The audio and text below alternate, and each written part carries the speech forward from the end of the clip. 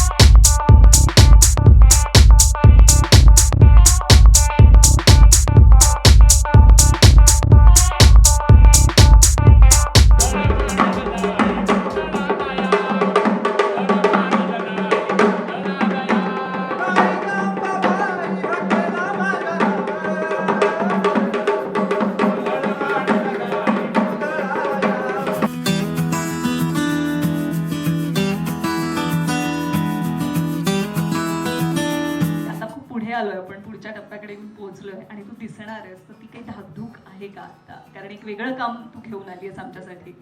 नाही, धाकधूक तर नक्कीच आहे, पण मला एक गोष्ट शेअर करायला आवडेल. कदाचित शशांक सरांना आठवत नसेल, पण ही आमची पहिली भेट नाही आहे या चित्रपटसृष्टीतली. 2019 साली महाराष्ट्र राज्य चित्रपट पुरस्कार सोहळा होता. सरांचं सर्वोत्कृष्ट अभिनेतामध्ये नॉमिनेशन होतं आणि माझं सर्वोत्कृष्ट अभिनेत्रीमध्ये नॉमिनेशन होतं. आणि ज्यावेळेस सरांना तो अवॉर्ड डिक्लेअर झाला, सर्वोत्कृष्ट अभिनेता शशांक सर, मी म्हटलं जर शशांक सरांना मिळते तर माझा काहीच चान्स नाही आता, मला अजून अनेक वर्ष काम करायचं. पण सर ॲक्च्युली माझे लकी फॅक्टर आहेत, कारण का त्या वर्षी आम्ही पहिल्यांदा स्टेज शेअर केला होता. मलाही मिळाला होता पुरस्कार आणि सरांनाही मिळाला होता. पण त्यावेळेस मला अजिबात वाटलं नव्हतं की सरांसोबत इतक्या लवकर पटकन स्क्रीनही शेअर करता येईल. So thank you so much Shashank sir, तुम्हाला कदाचित लक्षात नव्हतं, पण अनेक दिग्गजांसोबत काम करायला मिळालं. मी फार वेळ नाही घेणार, पण ज्या गाण्याची आपण वाट बघतोय या सगळ्यामध्ये मी अशी एक व्यक्ती आहे जिने अत्यंत आतुरतेने या गाण्याची वाट पाहिली आहे. कारण आमची लुक टेस्ट होती, रमेश सरांना कदाचित आठवत असेल. लुक टेस्टमध्ये मी या भूमिकेसाठी हो म्हटलं होतं आणि मग सर म्हणाले की एक देवीचा गोंधळ आहे, तर सुचवा ना काहीतरी. म्हटलं ऐकवा मला. मग त्यांनी गाणं असं ऐकवलं आणि मी ऐकते इतका अप्रतिम तो गोंधळ होता. मी अर्धवट गाणं थांबवलं. म्हटलं सर आत्ता मी कश्मीर महाजनीला फोन करते, मला दुसरं कोणीच दिसत नाही. आणि योगायोग बघा कसा असतो, प्रत्येक गाण्याचं एक नशीब आहे, प्रत्येक कलाकाराचं एक नशीब आहे. मी लगेच त्याला फोन केला. लकीली तो त्यावेळेस त्याच्या घरी होता, जो स्टुडिओपासून हार्डली 10 मिनिटावर होता. आणि कश्मीर म्हणाला मला गाणं पाठव आणि ते जर फ्री असतील दिग्दर्शक तर ना मला भेटायला पाठव. ओके. आणि मी लगेच सरांना म्हटलं सर लुक टेस्ट आणि राहू दे बाजूला, तुम्ही आधी कश्मीरला भेटायला जा. तुम्हाला विश्वास बसणार नाही, सर त्यांना भेटायला गेले, त्यांची मीटिंग झाली, त्याने पटकन हो म्हटलं सुद्धा आणि Kashmir was on the board in this film. आणि गाण्याच्या शूटला सुद्धा मी होते. बऱ्याच लोकांना माहीत नाही आहे, पण गाण्याचं शूट झाल्यानंतर दुसऱ्या दिवशी कश्मीर महाजनीच्या बायकोने म्हणजे गौरीने मला एक फोटो पाठवला. मी मोबाईलमध्ये फोटो पाहिला तर त्याच्यात तळपायाचा फोटो होता. तळपायाची संपूर्ण त्वचा निघाली होती, रक्त होतं आणि त्याला बँडेज लावून तो त्याच्या टेरेसवर बसला होता. हे कदाचित तो सांगणार नाही, पण आज मैत्रीण म्हणून मी हे सांगितलं. इतकी मेहनत मी कश्मीरची पाहिली आहे, आम्ही एकत्र सिनेमात काम केलं आहे. आणि कदाचित जर ही पोलिसाची भूमिका मी आधी हो म्हटलं नसतं तर कदाचित मी रमेश सरांना म्हटलं असतं की सर हा गोंधळ मला द्या, फीमेल आपण आर्टिस्टकडून गाऊन घेऊया. बट कश्मीर तुझ्याहून बेस्ट कोणाला जमलंच नसतं हे, कारण का तू अगदी मनापासून केलंस. तू एक सच्चा कलाकार आहेस, तू एक सच्चा मित्र आहेस आणि तू ज्या डेडिकेशनने काम करतो ना, आय थिंक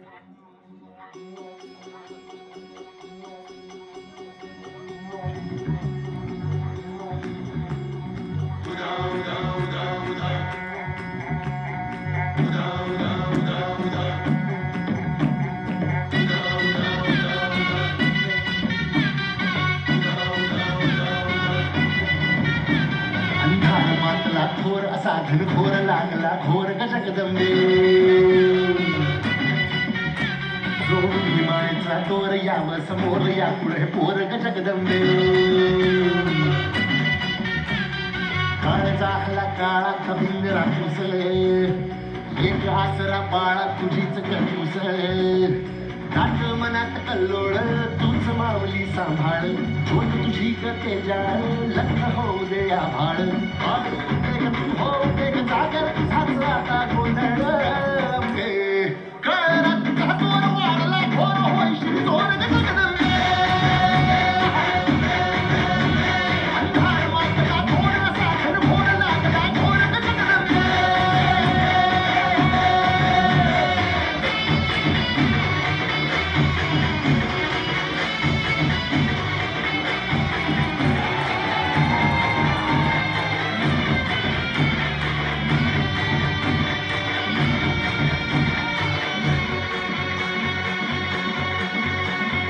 भवमायची अवस्था कमी तुझं हरवलं बाळ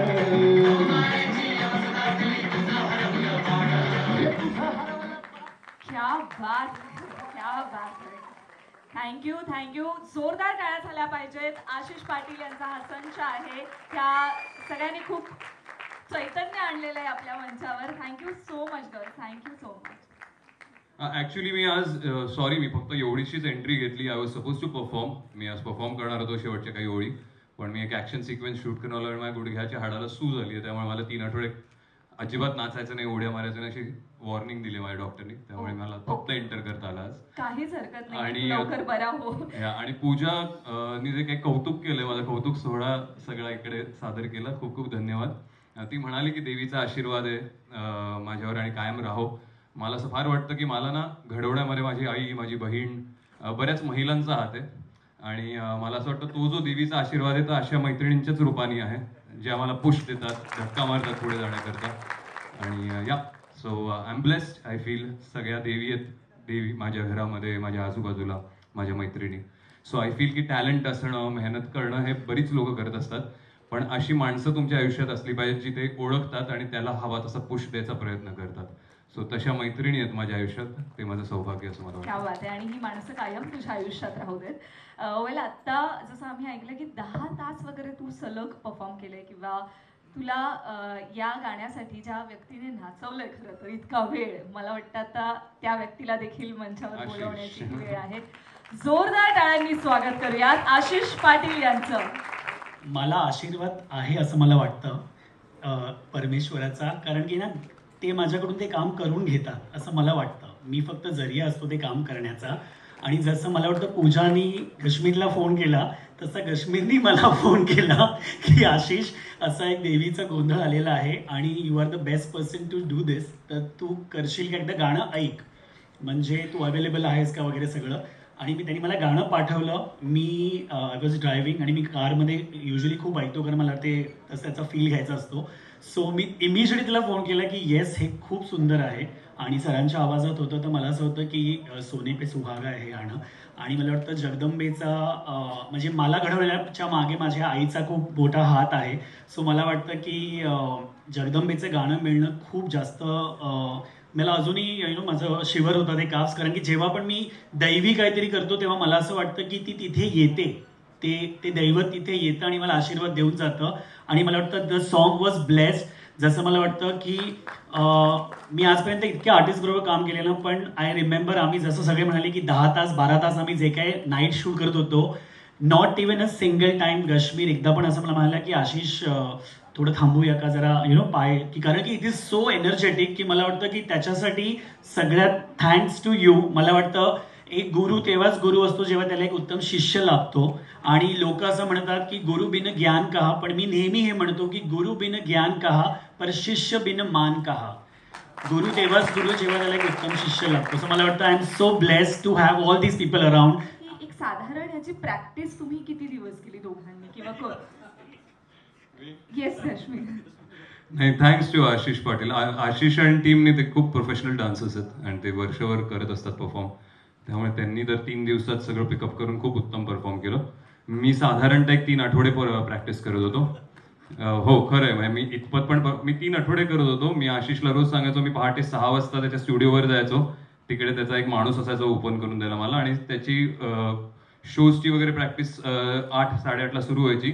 तो 6 ते 8 रोज 2 तास सकाळी मी पहिली माझी प्रॅक्टिस संपवून घ्यायचो. आणि आणि त्या सगळ्या मुली वगैरे तिकडे झोपलेल्या माझ्या गाण्याच्या आवाजाने जाग्या व्हायच्या. त्याच्याकडे असे असे कंपार्टमेंट्स आहेत ज्यात त्याच्या कित्येक डान्सर मुली आहेत, त्या रात्री लेट झाल्या तर तिकडे झोपतात. आणि मला हे माहित नव्हतं. आणि एक दिवस सकाळी अचानक मी वॉर्मअप करता म्युझिक चालू केलं आणि आतनं असं सडा पडल्यासारख्या मुली बाहेर यायला लागल्या झोपेत नव्हतं. आणि आणि त्या पण अशा अशा आल्या की एक माणूस असा सकाळ सकाळ नाचतो इथे हां. सो पण मी I guess I think I practice for 3 weeks. कारण फोक हे खूप पिक्युलियर डान्स फॉर्म आहे. तुम्ही असंच जाऊन असंच फ्रीस्टाईल काहीतरी शिकून 3 दिवसात असंच परफॉर्म नाही करू शकत. काही सर्टन त्याची जी पोस्चर्स आहेत, त्याची एक पद्धत आहे सादर करण्याची, ती अंगात भिनल्याशिवाय मला परफॉर्म करताना एक्सप्रेस करता आलं नसतं. कारण मी कॉन्शियस राहिलो असतो स्टेप्सबद्दल. त्यामुळे 3 आठवडे मला लागले. ह्या लोकांनी 3 दिवसात केलं. That's it.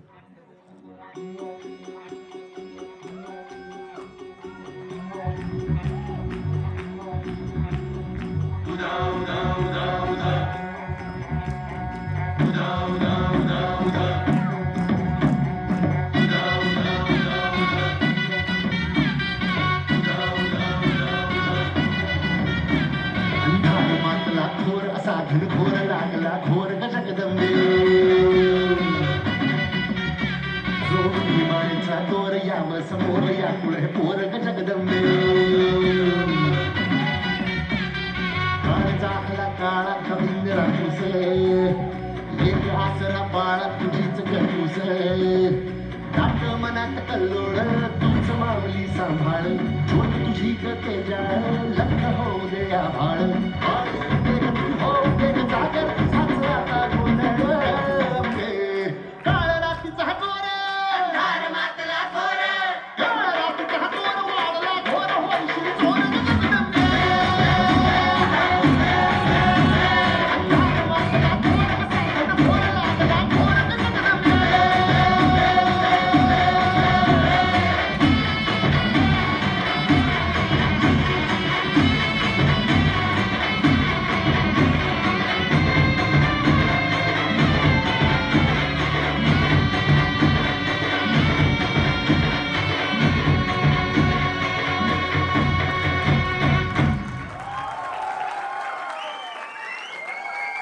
सो ही आहे या गाण्यामागची सगळी टीम. खरं तर सगळेच संपूर्ण सिनेमा आहे जो आपल्या सगळ्यांसाठी, सगळ्या प्रेक्षकांसाठी जगदंबे हे कमाल गाणं घेऊन येत आहेत. धन्यवाद. सगळ्यांना पुन्हा एकदा स्थानापन्न होण्याची विनंती करते. Thank you so much. गोष्ट ऐका आणि मग नाही म्हणा. जर नाही आवडलं तर नका करू. मी गोष्ट ऐकली आणि म्हटलं चल कधीपासून शूट आहे सांग, आपण करूया. शनी शिंगणापूर आणि नगरच्या जवळचं काय हाँगकाँग ना, काय गाव कांगोणी हिंगोणी, बरोबर आहे ना हाँगकाँग. तर तिथे शूट करत होतो. पावसाने भयंकर राडा घातलेला होता. तिथे जाणं येणं मुश्किल झालेलं होतं आणि अत्यंत प्रतिकूल परिस्थितीमध्ये सगळेजण शूट करत होते तिथे. पण ही ज्या पद्धतीने काम करत होती ना, की ज्या ठामपणाने उभं राहून की नाही हे करायचं आहे. बरं आमचं लवकर पॅकअप व्हायचं. ही पहाटे यायची 2, 2:30, 3 वाजता. कधी आली? 3 वाजता आली. सकाळी 6ला गेलेली पण असायची शूटला, परत 7 वाजता परत निघालेली असायची. अत्यंत डेडिकेशन या मुलीने काम केलंय तिथे आणि फारच चांगलं केलंय काम. आणि मला वाटतं की आपल्याला ते पडद्यावरती बघायलाही मिळेल. आमचं जे शेड्यूल होतं ते वनगोमध्ये होणार होतं ॲक्च्युली. पण पाऊस इतका प्रचंड होता. मध्यंतरी मराठवाडा आणि नगर नाशिक भागात जो काही पाऊस पडला, म्हणजे अक्षरशः शूटिंग आम्हाला थांबावं लागलं. आम्ही शूटिंग थांबवलं आणि परत काही दिवसानंतर परत आम्हाला म्हणजे परत सुरू करावं लागलं. पण खूप मजेशीर होतं एकूणात. आणि काही काही सिक्वेन्स आम्ही, तो एक सीन होता जो आमचा एक सीन आहे पार्टी, मला खूप इम्पॉर्टंट सीन होता तो माझ्यासाठी फिल्ममध्ये. आणि त्या दिवशी पाऊस, इतका पाऊस होता की म्हणजे एकमेकांचं ऐकू पण येत नव्हतं. पण तशाही आम्ही कंडिशनमध्ये तो सीन कसा प्रॉपर शूट करता येईल याच्याकडे लक्ष दिलं. आणि तो सीन आहे होपफुली झालाय, बरोबर व्यवस्थित झालाय. खूप छान वाटतंय. आणि रमेश जी ने जिस तरह से काम किया है ना, बहुत अच्छी टीम बनाई है. खूप छान टीम आहेत ते. तुम्ही 17 तारखेला सिनेमा बघा. Thank you so much. नंतर कळेल काय आहे त्यामध्ये. मला आव्हान हवंय. ज्यावेळेस एक जगदंब गाणं बनेल त्यावेळेस मला कोणाला सोडायचं नाहीये. त्यामुळं गुण आहे आय थिंक इथे. So thanks very much. खूप वर्षापासून दिववरचं गाणं झालं नव्हतं. तर पहिले जे गाणे उदोगा उदा आंबे, त्यानंतर हेच गाणं पुढचे 10 वर्ष 20 वर्ष वाजेल. रश्मी सर जे नाचलेत नॉनस्टॉप 10 तास रात्रभर बिना पायामध्ये काही न घालता. पाडवा नुकताच येऊन ठेपलेला आहे आणि पाडव्याच्या शुभ मुहूर्तावर आई जगदंबेचा जागर होते. तर मला दिग्दर्शक म्हणून अनेक वर्षापासून इच्छा होती की आपल्या कुठल्या तरी सिनेमात असे खूप काहीतरी छान असा गोंधळ असावा. 2-3 दिवसामध्ये मी त्यांना एक ड्राफ्ट पाठवला. त्यांनी पहिलाच ड्राफ्ट डन, हाच ड्राफ्ट आहे तो. दिग्दर्शकांनी माझ्यावरती विश्वास ठेवला, निर्मात्यांनी विश्वास ठेवला, आशिष दादांनी तर कश्मीर दादा. खूपच सुंदर म्हणजे गाण्याला न्यायापेक्षा पण पुढे घेऊन गेला तुम्ही ते व्हिज्युअली पण. Thank you so much Ramesh sir, thank you so much माझ्यावरती विश्वास ठेवला. जेव्हा या गाण्याची धून मला पद्मनाभने पाठवली तत्क्षणी ती ऊर्जा अनब्लॉक होण्याची प्रक्रिया सुरू झाली आणि मग त्यानुसार ते शब्द येत गेले आणि त्यात मग जे काही क्रायटेरियाज निर्मात्यांनी दिले होते, रमेश सरांनी जे वर्णन दिलं होतं, त्या कथेचा जो धागा होता तो सगळा आपसूक यायला लागला.